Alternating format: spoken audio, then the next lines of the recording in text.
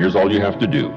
Learn to work harder on yourself than you do on your job. Once I understood that philosophy, it totally changed my life.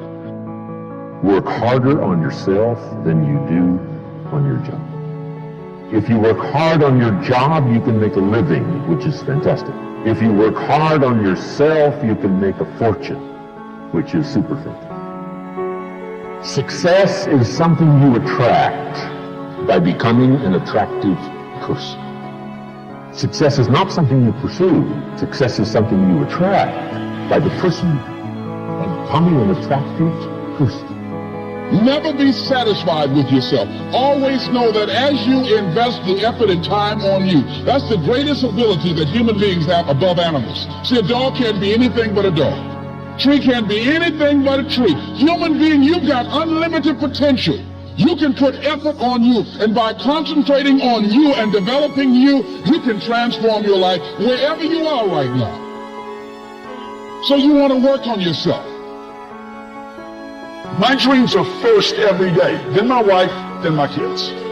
I can take care of my wife and my kids now, would you agree? I abandon this. This is the fuel for who I am. I abandon this dream, and then I can't take care of them. And then I'm going to tell them what? It's all right that you didn't win. No, it's not all right if you don't win. You need to win. How many of you need to win more? Okay? If you don't control your environment, folks, somebody else is going to control your environment. You guys that run teams and run organizations, if you do not control your environment, someone else will control your environment. You are being controlled in your environment right now.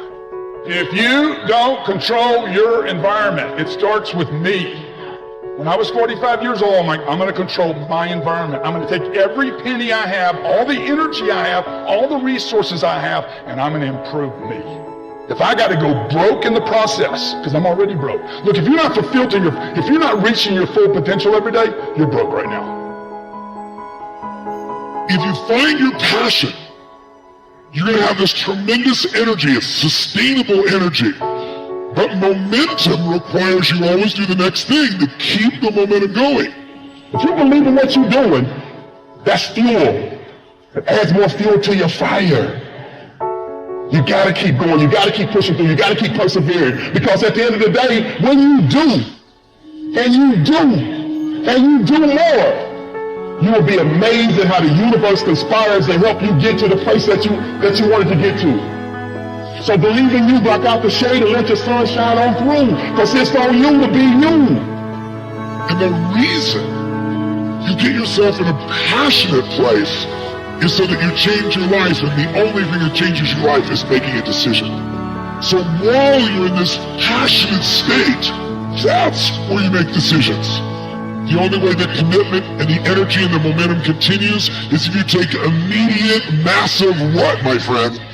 Massive action is the cure-all.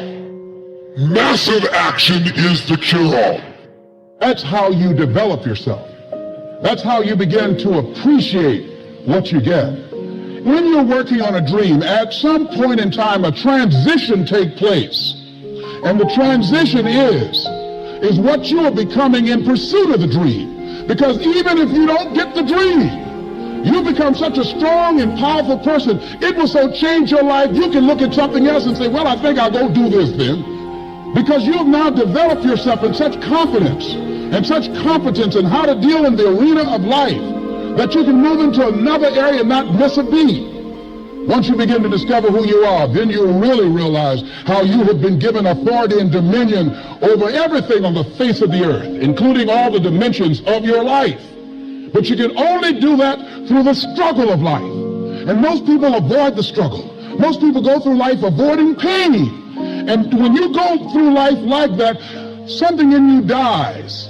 Something in you that you never activate is lying dormant in there, that you never get a chance to call on because you have not challenged yourself.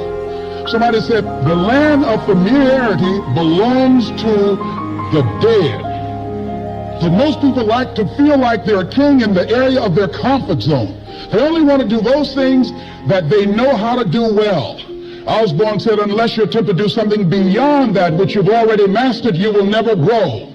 So if you want to begin to grow, you've got to put something out here that you can't reach easily, that has got to make you stretch, got to make you jump for it, got to make you get back a little bit and dig in so that you can take a leap for it. And maybe you jump up there and you miss it and you skin your knees and you come back again and you bust your lip next time.